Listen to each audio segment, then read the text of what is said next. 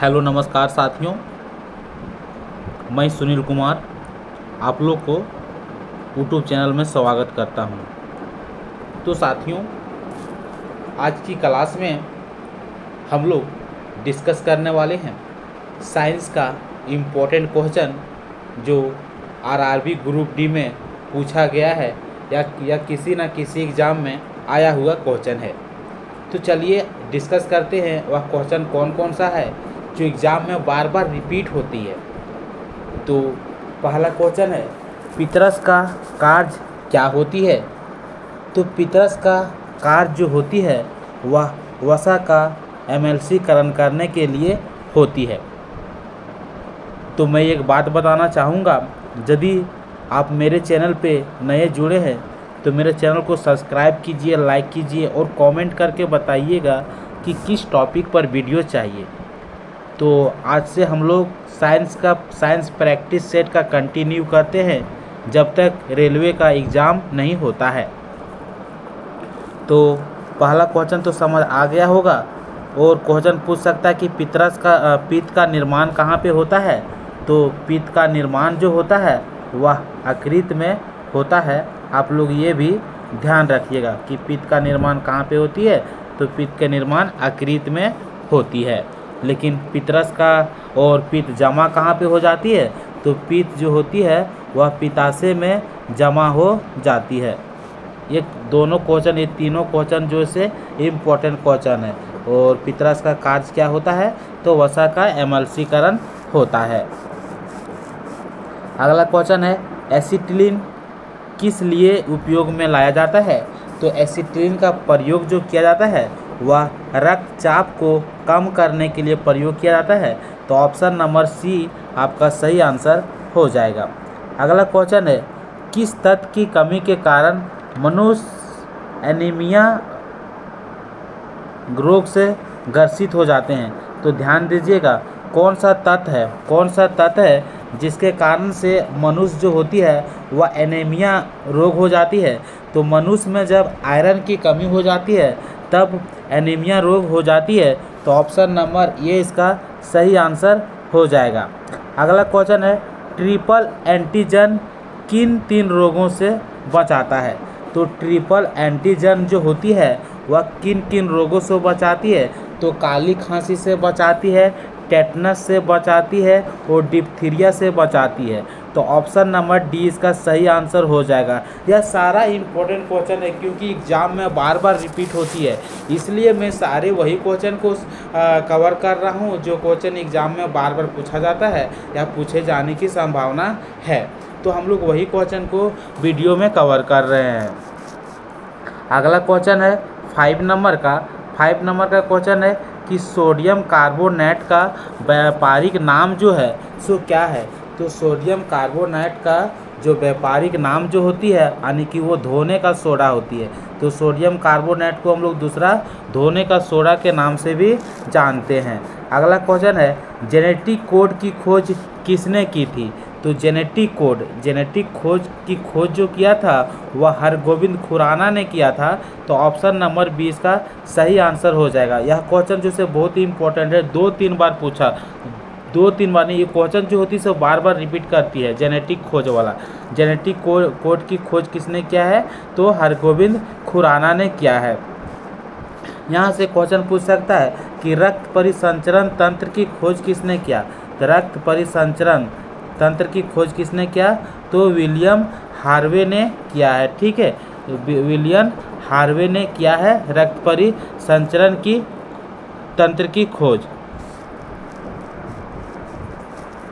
अब देखते हैं, पीने के पानी में क्लोरीन मिलाई जाती है तो ऐसा क्यों की जाती है? तो ध्यान दीजिएगा कि पीने की पानी में क्लोरीन इसलिए मिलाया जाता है क्योंकि जो पीने का पानी जो होती है उसमें जो कीटाणु होती है उसको मुक्त करने के लिए क्लोरीन मिलाई जाती है। तो कौन सा ऑप्शन सही हो जाएगा कि क्लोरीन युक्त पानी जो होती है, क्लोरीन युक्त पानी रोग कीटाणुओं से मुक्त होता है। तो रोग कीटाणुओं से मुक्त होता है इसलिए पीने के पानी में क्लोरीन मिलाया जाता है क्योंकि कीटाणुओं क्या कराता है? कीटाणु को मुक्त करता है। ठीक है, अब हम लोग देखते हैं शरीर में आयोडीन की कमी से कौन सी बीमारी होती है?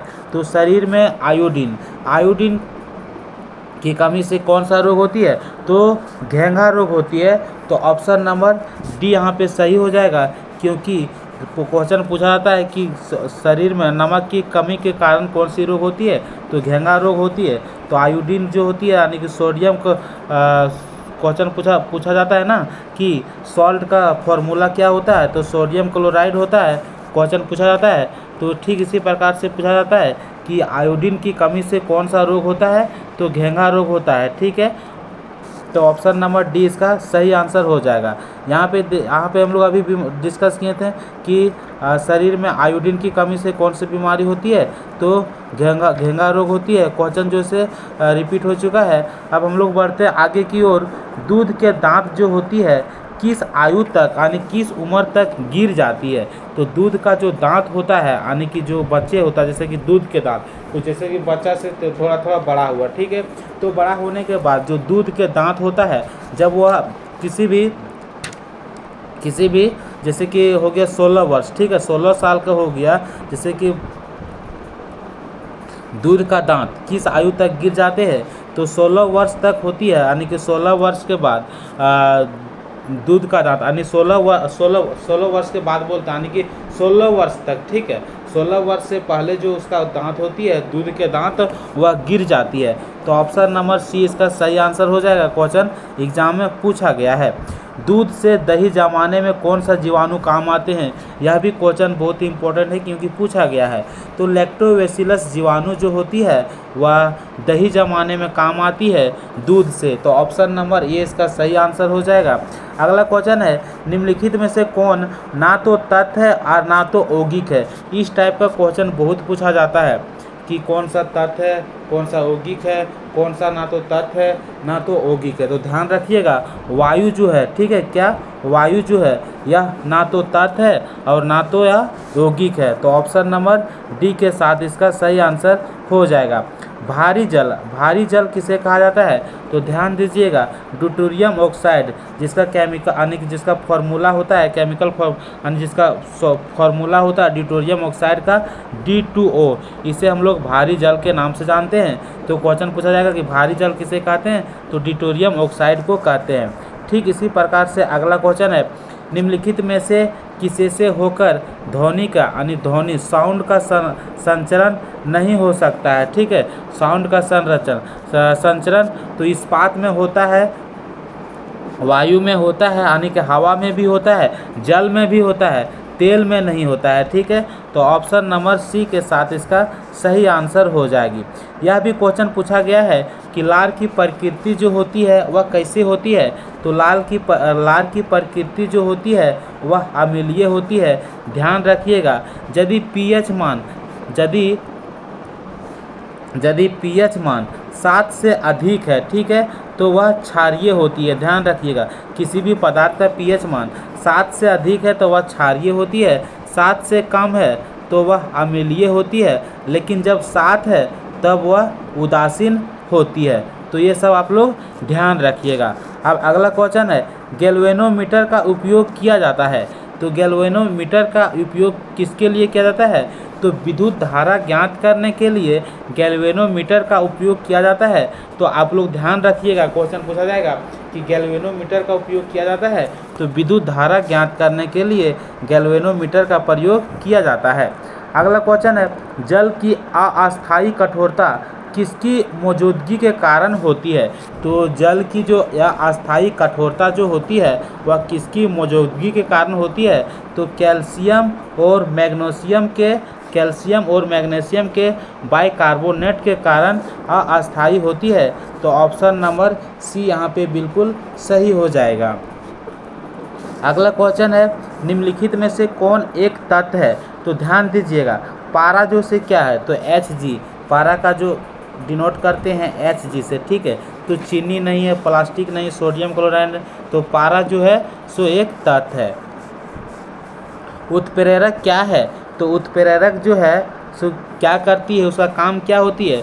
तो जैसे कि देखिए, दूध हो गया, ठीक है, दूध के यदि शरबत बना रहे हैं, ठीक है, तो शरबत बना रहे हैं तो उसको मिलाने के लिए अब कुछ कुछ चीज़ को उपयोग किए, यानी कुछ वस्तु का उपयोग किए। जैसे कि आप एक लकड़ी का उपयोग, कुछ भी लकड़ी का उपयोग किए उसको मिक्स करने के लिए, तो उत्प्रेरक एक पदार्थ होता है जो कि अभिक्रिया का दर जो होती है वह क्या करती है, बदल देती है। तो ऑप्शन नंबर सी यहाँ पे बिल्कुल सही हो जाएगा। अगला क्वेश्चन है, किसी लेंस की क्षमता जो होती है, किसी लेंस की क्षमता व्यक्त की जाती है, तो किसी भी लेंस की क्षमता को हम लोग किस में व्यक्त करते हैं, तो डायोप्टर में व्यक्त करते हैं, ध्यान रखिएगा। अगला क्वेश्चन है, निम्नलिखित में से कौन सी गैस हवा में सबसे अधिक अनुपात में उपस्थित होती है। तो ऐसा कौन सा गैस है, ठीक है, ऐसा कौन सा गैस है जो हवा में अधिक मात्रा में उपस्थित होती है, तो वह गैस है नाइट्रोजन। वो कौन सा गैस है, नाइट्रोजन गैस है। अब हम लोग अगला क्वेश्चन की ओर चलते हैं। तो हम लोग पहला प्रैक्टिस सेट कंप्लीट किए, अब हम लोग बढ़ते हैं प्रैक्टिस सेट नंबर 2 की ओर। प्रैक्टिस सेट नंबर 2 का पहला क्वेश्चन आ चुका है स्क्रीन पर, और पहला क्वेश्चन क्या है कि जल का हिमांक जो होती है वह कितने डिग्री सेल्सियस पर होती है। तो जल का हिमांक 4 डिग्री सेल्सियस होती है। तो ऑप्शन नंबर बी यहाँ पे बिल्कुल सही हो जाएगा।